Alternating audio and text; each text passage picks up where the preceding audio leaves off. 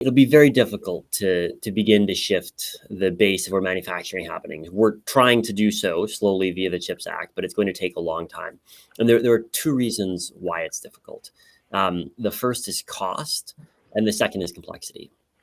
So first off, on cost, if you want to build an advanced chip making facility, it'll cost around $20 billion.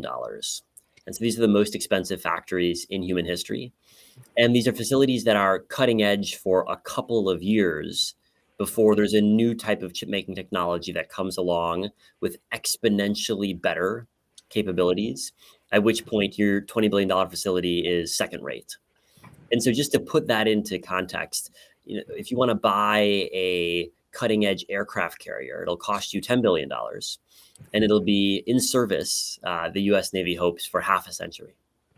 Whereas a chip facility costs twice as much and is cutting edge for a couple of years. So the cost is truly enormous, which is why, although institutions like the Pentagon, which has an $850 billion budget, used to produce chips in-house, decided over a decade ago it had to outsource.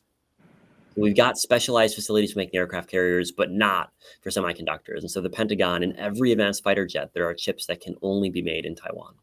And the Pentagon's decided that's the most efficient way given the cost. But the cost is actually the easier part to solve than the complexity, because making an advanced semiconductor is the most complex manufacturing humans have ever undertaken, full stop.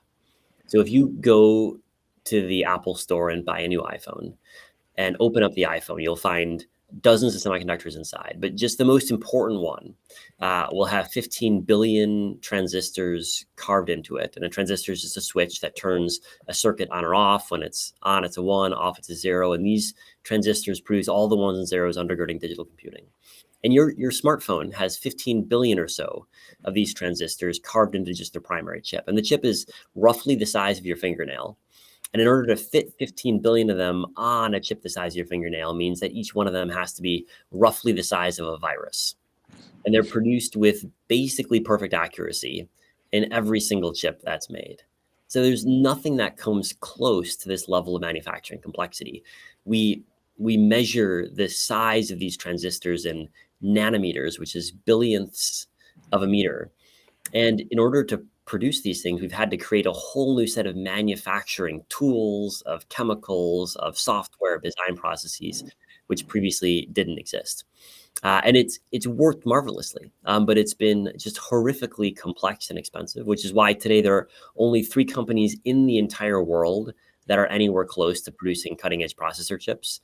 And Taiwan has 90% of the market.